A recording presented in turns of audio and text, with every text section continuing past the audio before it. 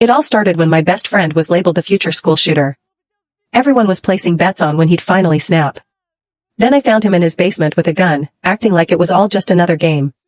When I asked him why, he just smirked and said, "Well, they all think I'm the school shooter, right? Might as well play the part." I didn't say anything. That was 3 weeks ago. Last night, he sobbed into my voicemail. My buddy, Jonathan, was the reason the nerds and the jocks ate lunch together. He was the star quarterback who somehow got the computer kids talking to the cheerleaders. He had the metalheads helping the student council with flyers and got the stoners interested in school politics. He was our school spark, the one kid who made our high school feel like one giant group of friends instead of 100 separate cliques. Then, the summer before junior year, his parents died. A drunk driver hit them head-on. They were coming back from a college tour at MIT for him. He came back to school that fall 70 pounds lighter, with hollow eyes and a black hoodie pulled up every single day. He quit football. He broke up with his girlfriend, Sarah, telling her to stay away for her own good. He moved in with his grandmother, who had dementia and forgot his name every day. The kid who never stopped talking didn't say a word for 2 months. All those groups he had built started to crumble without him. He ate lunch in empty classrooms, walked the halls with his head down, and flinched whenever a locker slammed shut. That's when the joke started. Jonathan's totally gonna shoot up the school. The same people he'd brought together were now playing school shooter bingo, with squares like wears black, sits alone, doesn't talk. The group chat he'd made back in freshman year turned into the Jonathan Watch, where they'd post secret pictures of him with captions like, "Day 47 of silence." He's planning something big. Even I started checking for the exits when he walked into a room, positioning myself so I could always see his hands. But I still ate lunch with him in those empty classrooms. Because that's what friends do. He'd just stare at nothing while the whole school placed bets on when he'd finally break. Sarah was bullied for having dated the future killer. His old teammates would cross the hall just to avoid him. The week before Thanksgiving, everything fell apart. On Monday, Jonathan's grandmother had a stroke and died alone while he was in chemistry class. He found out over the office intercom.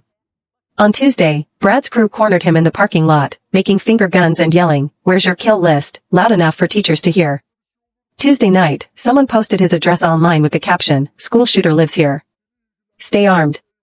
His house was egged, windows were broken, and killer was spray painted across the garage door. His own neighbors called the cops on him for standing in his front yard. Wednesday was a catastrophe. The day started with fake wanted posters in every bathroom, featuring Jonathan's yearbook photo with a target over it and the words "armed and dangerous." Do not approach. During second period, Brad pulled the fire alarm.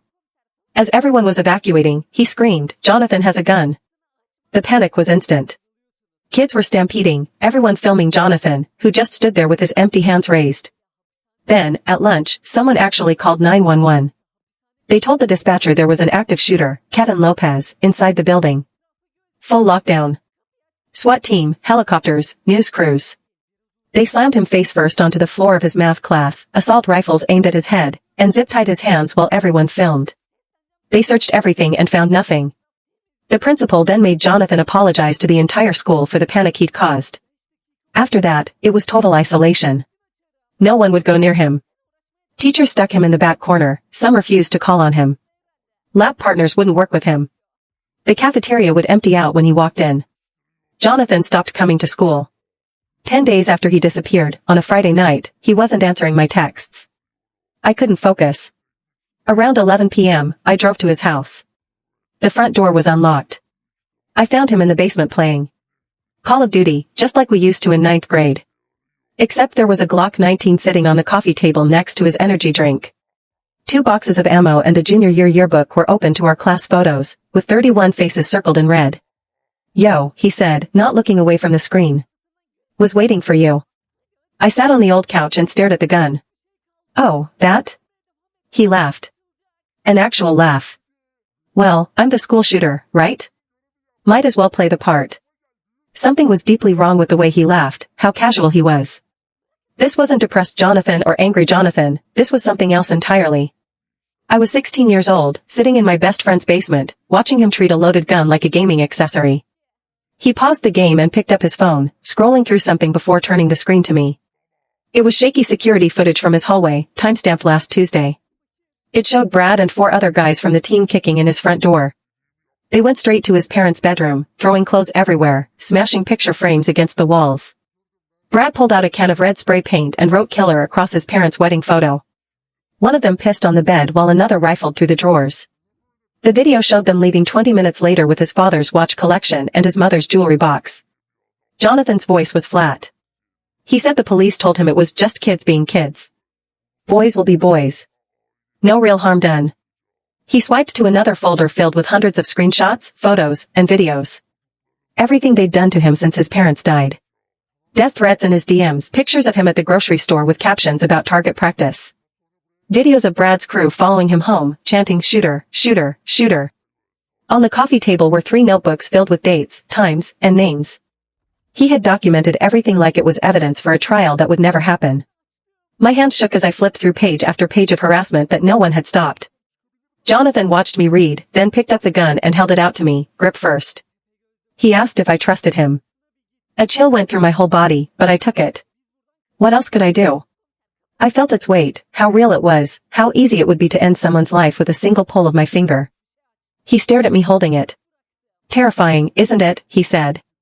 To know you have that power. To know you could choose who lives and who dies. I put it back on the table as gently as I could and told him this wasn't him. This wasn't the Jonathan who brought everyone together. He laughed again, that same hollow laugh. He said that Jonathan died in the car crash with his parents. The person everyone loved was buried with them. All that was left was this, whatever this thing was that everyone hated. My eyes drifted to the family photos on the walls. His parents smiling at his first football game, at Christmas, at his 16th birthday party just 8 months ago. Jonathan's gaze followed mine to a photo from their last morning together, all 3 of them at breakfast before the MIT campus tour. His voice broke as he told me they only went for him, a 6-hour round trip because he wanted to see the engineering program. If he hadn't begged them to go that weekend, they'd still be alive. The guilt in his words felt like drowning. We sat in silence until his eyes finally drooped shut around 3 a.m. The controller slipped from his hands as he dozed off on the couch. I stayed awake, watching him sleep, the gun still on the coffee table between us like a test I didn't know how to pass. Sunrise crept through the basement windows, and I must have drifted off. I woke up to the smell of eggs and bacon. Jonathan was in the kitchen, humming a song from 9th grade, acting almost normal as he cooked breakfast. The gun was gone from the table. He slid a plate over to me and said he was thinking about Monday, whether or not he should go back to school. He said everyone expected him to do something, then asked, what if I just didn't show up at all? Before I could answer, my phone buzzed with texts from Sarah. She was asking if I'd seen Jonathan, if he was okay. The group chat was blowing up. Brad's crew was posting about finishing what they started on Monday. I showed Jonathan the messages. He didn't even look surprised. He just kept eating his eggs and said, they're not gonna stop until something breaks. Either them or me. There's no middle ground anymore. Over the weekend, a strange thing happened. People started showing up. First, Sarah's parents dropped her off. Her father, a man whose face was purple with rage the last time I saw him as he dragged Sarah away from Jonathan's house, now looked defeated. He just nodded at Jonathan and said, she's right.